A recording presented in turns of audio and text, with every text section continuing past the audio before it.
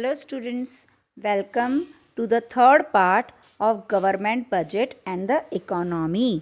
First और second part में अभी तक हम लोगों ने ये समझ लिया what is budget, what is government budget, what are the components of budget. Now let's move ahead. अब हम बजट रिसिप्ट्स के पॉइंट ऑफ व्यू से पढ़ेंगे, revenue receipts and capital receipts. अभी हम लोगों ने इसके डिफरेंस देखे, इसके डेफिनेशंस देखे. अब हम इसको थोड़ा सा डिटेल में पढ़ते हैं. Okay, first we will see revenue receipts. Revenue receipts कौन सी हुई?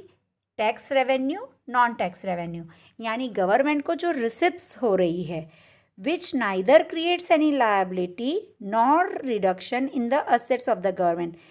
ये कैसे हो रही है? ये दो फॉर्म्स में होती है, दो सोर्सेस से होती है. वन इज टैक्स रेवेन्यू यानी टैक्स से, और next is non tax revenue. First tax revenue कौन से होते हैं? Direct tax and indirect tax. Direct tax क्या होते हैं? लायबिलिटी टू पे and the burden of tax falls on the same person. Direct tax का मतलब वो होता है कि जिसके ऊपर या तो इंडिविजुअल या कंपनीज जिनको एक्चुअल में टैक्स पे करना है, the burden of tax can not be shifted to any other person. वो टैक्स का बर्डन उन पे ही रहेगा. That is called direct tax. That means direct tax is to be paid by the person who has to pay the tax to the government directly. अब ये कौन से होते हैं? Income tax. इनकम टैक्स कौन सा होता है? अगर किसी पर्सन ने कुछ अर्निंग्स की है, उसकी इनकम पे जो गवर्नमेंट टैक्स लेविड करती है अलग अलग रेट्स पर, that is called income tax. Second is corporation tax. Corporation tax imposed होता है टैक्सेस के नाम पर. जो कंपनीज, इन सबको जो टैक्स पे करना पड़ता है वो. Expenditure tax. कुछ day to day expenditures government करती है और वो टैक्स के फॉर्म्स में हम लोगों के पास लेती है. That is called expenditure tax. Next is wealth tax. We are having some wealth, properties, जिसके ऊपर गवर्नमेंट बोलती है कि आपको इतना टैक्स पे करना पड़ेगा. That is called wealth tax. Next is estate duties. Some duties are imposed by the government on the person for different kinds. This is called as estate tax. Second is indirect tax. Tax revenue हमको दो forms में मिले, एक direct tax and next is indirect tax. Indirect tax are compulsory payments and the burden of tax falls on different person. जैसे consumers अपनी खुद की कोई चीज़ें हैं, जैसे खादी, मैंने बताया था कि खादी की चीज़ों के ऊपर टैक्स नहीं लगता है, तो आप खुद ने तो कंज्यूमर्स में save tax by purchasing Khadi Gram Udyog items as there is no indirect tax. लेकिन कभी कभी ये होता है कि हम लोगों को हमारी टैक्स कभी पे करना नहीं पड़ता है अगर हम स्लैब में नहीं आते तो इसीलिए इनडायरेक्ट टैक्स यानी गुड्स एंड सर्विस टैक्स जो डायरेक्टली हमसे नहीं लिया जाता है बट वो इनडायरेक्ट फॉर्म में, यानी वो गुड्स और सर्विसेज अगर हम कंज्यूम कर रहे हैं तो उसके ज़रिए हम लोगों से वो टैक्स लिया जाता है. तो this is goods and service tax. जो वो गुड्स और सर्विस हम जैसे ही यूज़ कर रहे हैं तो उसके साथ ही हमने उसका टैक्स पे कर दिया है. This is indirect tax. Next, non tax revenue. Non tax revenue के कंपोनेंट्स कौन से हैं? First, interest receipts. गवर्नमेंट को बहुत सारी बार state government, union government, private enterprises या जनरल पब्लिक, ये सब गवर्नमेंट को कहीं ना कहीं फॉर्म्स में इंटरेस्ट देते हैं. अगर वो उनसे लोन लेते हैं तो गवर्नमेंट को इन लोन्स के ऊपर जो इंटरेस्ट मिलता है that is called interest receipts. Second is profits and dividends. Government earns profit through public sector undertakings. Public sector undertakings कौन सी है? इंडियन रेलवेज, LIC, ये सारी पब्लिक सेक्टर अंडरटेकिंग्स है. गवर्नमेंट वहाँ से भी डिविडेंड्स और प्रॉफिट अर्न करती है जो उसकी इनकम होती है. This is called as non tax revenue. Next, fees. आपने सुना होगा दैट फीस और charges impose by the government, जैसे court fees, registration fees, import fees, some services are given by government and the fees are collected. These are also non-tax revenue for the government. Fines. You must have heard about fines and penalties. Fines कौन से होते हैं? Fines, penalties, when you break your rules, when you are crossing the red lights, you are not wearing helmets. याद है हम लोगों को traffic police fines लगाते हैं, पेनल्टीज लगाते हैं. These all are also called as non tax revenue for the government.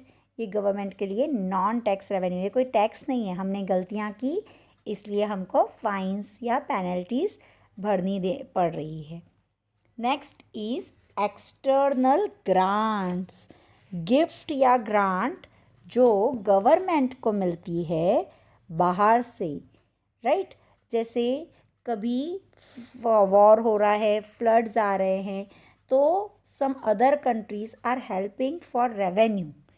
ठीक है, that revenue received by government is non tax revenue. Some gifts are received by government for some activities of the government, that is also non-tax revenue for the government. ये सब जो grants या gifts मिलती है externally, ये foreign governments या international organisations कभी किसी इंडिविजुअल्स को या कंपनीज को देती है, मनी के फॉर्म में या कोई और फॉर्म्स में, right. Next is special assessment. Special assessment refers to the payment made by owners of those properties whose value has appreciated. मतलब वैल्यू बढ़ गई है due to development activities of the government.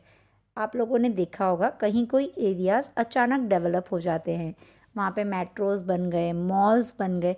अब गवर्नमेंट ने वहाँ पर कुछ चीज़ें बनाई जिस वजह से उस प्रॉपर्टी का या वहाँ पे रहने वाले लोगों की प्रॉपर्टी के रेट्स बढ़ गए. जब ऐसा होता है तो गवर्नमेंट वहाँ पे रहने वाले जो लोग होते हैं उनसे एप्रिसिएशन ऑफ प्रॉपर्टी के वजह से एक्स्ट्रा पेमेंट लेते हैं. This is called special assessment, और टैक्सेस भी बोल सकते हैं इनको. Next is escheats. Escheats, it refers to claim of the government on the property of a person who dies without leaving behind any legal hire or a will. एक कोई person है जिसकी अचानक डेथ हो गई है, उसके पास बहुत सारी प्रॉपर्टी है बट उस प्रॉपर्टी का कोई वारिस नहीं है, कोई लीगल हायर नहीं है और उसने अपनी कोई विल नहीं बनाई है, तो उसकी प्रॉपर्टी गवर्नमेंट खुद अपने पास रख लेती है. Okay, that is called estates. And next, four features. ये आप लोग जो अकाउंट्स में फोर फीचर पढ़ते हैं ये वो फोर फीचर नहीं हैं. These are in the form of penalties which are imposed by the courts. Court जो पेनल्टीज लगाती है लोगों पर for non compliance of orders और non fulfilment of contract. Court ने कभी कोई ऑर्डर दिया किसी को और वो उन्होंने फुलफिल नहीं किया, उसके लिए जो पेनल्टीज लगती है उसे फोर फीचर कहते हैं. ये हमारे इकोनॉमिक के टर्म का फोर फीचर है जो आपके अकाउंट्स से बिल्कुल अलग है. ये सारे हमारे रेवेन्यू रिसिप्ट्स हो गए जिसमें हमने tax revenue, non tax revenue पढ़ा. टैक्स रेवेन्यू टू टाइप्स के थे, डायरेक्ट टैक्सेस, इनडायरेक्ट टैक्सेस. और नॉन टैक्स रेवेन्यू हमारे 7 थे, right. Now what are capital receipts? Capital receipts मैंने बताया था are those receipts which either create a liability or cause a reduction in the assets of the government। यानी वो liability create कर रही है, कर्जा क्रिएट कर रही है, या फिर गवर्नमेंट की असेट में कमी आ रही है। What are the components of capital receipts? Recovery of loans. Government बहुत सारे लोगों को लोन्स देती है, स्टेट गवर्नमेंट को, यूनियन टेरिटरीज को। वो लोन जब रिकवर होता है, that recovery of loans is capital receipt for the government, क्योंकि वो लोन लमसम अमाउंट में रहता है। मैंने कहा था पहले भी कि capital receipts are the receipts which are received in large amount, ये बहुत बड़े अमाउंट में मिलता है। Next is disinvestment. डिसइन्वेस्टमेंट क्या होता है? It refers to the act of selling a part or whole of the shares of selected PSU, public sector undertakings held by the government। कभी कभी गवर्नमेंट अपने शेयर्स या तो सारे ही बेच देते हैं या उसमें से कुछ बेच रहे हैं। इससे क्या हुआ? उनकी असेट थोड़ी कम हो गई, इसलिए ये डिसइन्वेस्टमेंट। कैपिटल रिसिप्ट्स, इससे पैसे तो मिले बट इससे हमारी असेट कम हो गई। याद है मैंने कैपिटल रिसिप्ट में क्या बोला था? दोनों में से एक चीज़ कौन सी होनी चाहिए? आइदर क्रिएट्स अ लायबिलिटी, यानी या तो कर्जा हो रहा है या फिर मेरी कोई असेट कम हो रही है, दोनों में से कोई भी एक कंडीशन। तो डिसइन्वेस्टमेंट में हमारी एक असेट कम हो रही है। Next borrowings. बोरोइंग्स यानी हमें कहीं से बोरोइंग्स, लोन लेना पड़ा। Borrowings of funds from open market, market से लोन लिया, आरबीआई से लोन लिया, फॉरेन गवर्नमेंट से लोन लिया, international institutions like World Bank, International Monetary Fund, इन सब से हम बोरोइंग्स लेते हैं। ये गवर्नमेंट के लिए कर्जा होता है, right. Next is provident funds. Provident funds और स्मॉल सेविंग्स, ये वो फंड्स है which are raised by the public. ये पब्लिक से जो रेज्ड होता है वो, ये सारे फंड्स आर कैपिटल, क्योंकि आगे जाके गवर्नमेंट को these are all capital receipt, because इससे गवर्नमेंट की लायबिलिटी इंक्रीज होती है कि इनको ये प्रोविडेंट फंड पे करना है। ये हमारे बजट रिसिप्ट्स थे गवर्नमेंट के, जो रेवेन्यू एंड कैपिटल रिसिप्ट्स थे। Now next direct tax, indirect tax. वहाँ हमने देखा डायरेक्ट टैक्स और इनडायरेक्ट टैक्स कौन से है। एक बार इसके डिफरेंस को देखते हैं। Final burden, the burden of direct tax किसके ऊपर होगा? उस पर्सन पे जिसको डायरेक्टली पेमेंट करना है गवर्नमेंट को। वेरएज इनडायरेक्ट टैक्स वो टैक्स है जो एक पर्सन पे से दूसरे पर्सन पर शिफ्ट होता है, उसका बर्डन किसी एक पर नहीं आता है। ये गवर्नमेंट को मिलता ही है एक पर्सन से, पर उसे जो यूज़ करता है वो पेमेंट करने वाला कोई और पर्सन होता है। Second, shifting of tax. Direct tax can not be shifted because it is paid directly by the person by whom it is to be collected by the government. Indirect tax can be shifted, वो हमेशा shift हो रहा है because जो person उसे use कर रहा है वही उसे पे करेगा। Next, progressiveness. Direct taxes are generally progressive, their real burden is more on the rich. इसका रियल बर्डन रिच पे जाता है बिकॉज जितनी ज़्यादा इनकम होगी उतनी ज़्यादा उनको टैक्स भरना पड़ेगा। Indirect tax are generally regressive, their burden is more on the poor, because हमने जैसे बताया था इनडायरेक्ट टैक्स चीज़ों पर होता है और ये हमारी जो रियलिटी में हम लोग जो लाइफ में डेली यूजेस वाली जो चीज़ें होते मोस्टली उन सब पे तो ये सब पर, रिच एंड पुअर दोनों पे होता है, पर ज़्यादातर इनडायरेक्ट टैक्सेस पुअर से टैक्स लेने का एक तरीका है. Next is examples of income tax and corporate profit tax. ये किसके एग्जाम्पल? डायरेक्ट टैक्स के. और goods and service tax GST are for indirect taxes.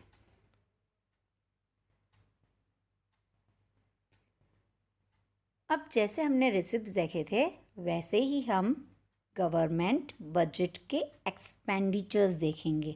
Okay, now expenditures are also of two types, revenue expenditure and capital expenditure. Revenue expenditure क्या होता है? It refers to the expenditure. ये वो expenditure यानी वो खर्च है which neither creates any asset, जिसको करने से कोई असेट नहीं हो रही है, nor causes reduction in any liability of the government, ना ही इसके वजह से कोई कर्जा गवर्नमेंट का कम हो रहा है. ओके, अब इसके लिए क्या है? First, payment of interest. Payment of interest, अगर पेमेंट कर रहे हैं इंटरेस्ट का किसी लोन्स पे, जिस वजह से कोई एसेट हमारी कम नहीं हो रही है, ना ही कोई हम लोगों पे कर्जा हो रहा है, हम इंटरेस्ट का पेमेंट कर रहे हैं. Next is payment of salaries and pensions. जो गवर्नमेंट अपने एम्प्लॉयज़ को सैलरीज दे रही है, पेंशन दे रही है, ये भी रेवेन्यू एक्सपेंडिचर कहलाता है. Third, grants and subsidies. Government various grants दे रही है, तो ग्रांट्स किसके लिए दे रही है? वो डेवलपमेंट के लिए दे रही है. हमने ग्रांट्स का एग्जांपल पढ़ा था ना. और subsidies, you must be knowing कि गवर्नमेंट सब्सिडीज़ देती है. आपने सुना होगा गैस पे सब्सिडीज़ मिल रही है, राइट. खादी पे सब्सिडीज़ मिलती है. खादी के जो प्रोडक्ट्स होते हैं उनके बनाने पर गवर्नमेंट सब्सिडीज़ देती है, छूट देती है, टैक्सेस में बेनिफिट्स देती है. तो दैट इज़ गवर्नमेंट एक्सपेंडिचर्स, वो रेवेन्यू के एक्सपेंडिचर्स कहलाते हैं. Education and health services, you must be knowing कि गवर्नमेंट बहुत हेल्प करती है. पोलियो अभियान चला था, राइट. फ्री एजुकेशन प्रोवाइड करना है फॉर द पुअर. ये सब रेवेन्यू एक्सपेंडिचर है गवर्नमेंट के. Next expenditure is defence services. Government हमारे डिफेंस सर्विसेज के लिए जो एक्सपेंसेस करती है, that is also revenue expenditure of government. ये सारे हमारे गवर्नमेंट के रेवेन्यू एक्सपेंडिचर्स है. This expenditures must not cause decrease in any liabilities. यानी कोई कर्जा कम करने के लिए, यानी हमने कोई रीपेमेंट ऑफ लोन वोन वो सब बोरोइंग्स के लिए नहीं किया है. तो it neither creates an asset nor reduces any liability. ये दोनों कंडीशंस उसके फुलफिल होने चाहिए कि ना ही कोई असेट क्रिएट कर रहा है, ना ही कोई लायबिलिटी कम कर रहा है. उसे हम बोलेंगे revenue expenditure. Next is capital expenditure. Capital expenditure refers to the expenditure, यानी ये वो खर्चा है विच क्रिएट्स एन असेट. इस खर्चे को करने से गवर्नमेंट की कोई असेट बन रही है, और causes a reduction in the liabilities of the government, या फिर इस वजह से लायबिलिटी यानी कोई कर्जा ख़त्म हो रहा है गवर्नमेंट का.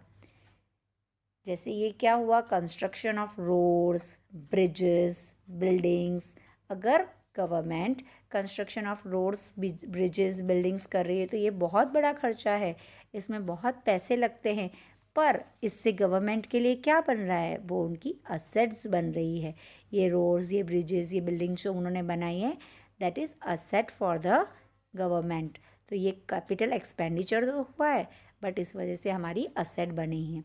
Next is purchase of land and machinery. Government ने कोई लैंड परचेज़ किया, मशीनरी परचेज़ किया, कोई फाइटर प्लेन्स, ऐसी सारी चीज़ें परचेज़ की है, जिस वजह से बहुत ज़्यादा खर्चा हुआ है. बट उससे क्या हुआ है? ये जो कोई चीज़ें परचेज़ की है वो सब हमारी असेट्स बन रही है. नेक्स्ट, इन्वेस्टमेंट इन शेयर्स. गवर्नमेंट outer countries कि शेयर्स में इन्वेस्ट करती है, ये भी कैपिटल एक्सपेंडिचर हुआ क्योंकि गवर्नमेंट ने इन्वेस्टमेंट किया, कहीं पे पैसा लगाया। Next, loans to states and foreign government. Government ने लोन्स दिए स्टेट गवर्नमेंट को या कोई स्टेट्स को।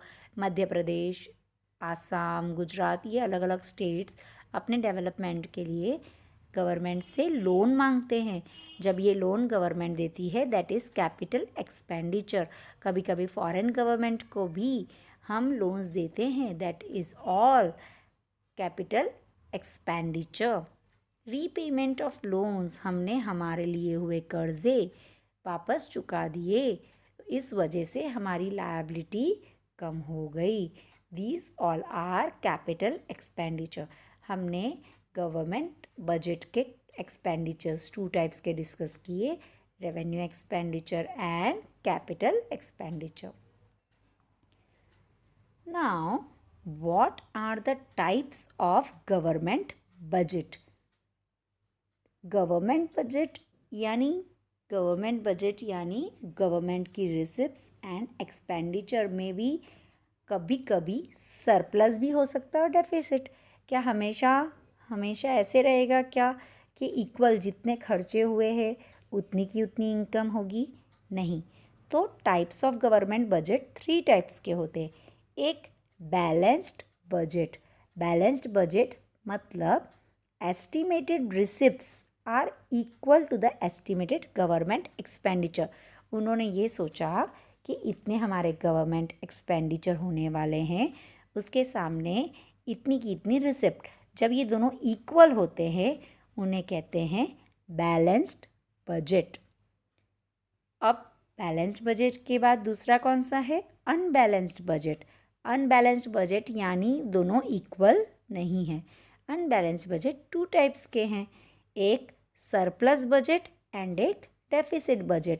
सरप्लस बजट नाम से ही पता चलता है कि गवर्नमेंट की जो रिसिप्ट्स है are more than the estimated government expenditure. यहाँ पर हम लोगों को हमेशा एस्टिमेटेड वर्ड का ध्यान रखना है। Next is deficit budget. It is estimated that the receipts are less than the government expenditure. Okay, so what are these 3 types of budget? Balanced budget, surplus budget and deficit. Government budget is said to be balanced if estimated government receipts. हम लोगों को estimated word इसमें ध्यान रखना है कि estimated government receipts are equal to estimated government expenditure. तो balanced budget, estimated government expenditure is less than the receipts, it is called surplus budget। यानी हमारी रिसिप्ट ज़्यादा है और एक्सपेंडिचर कम हो रहे। और डेफिसिट बजट, गवर्नमेंट की receipts are less and estimated government expenditure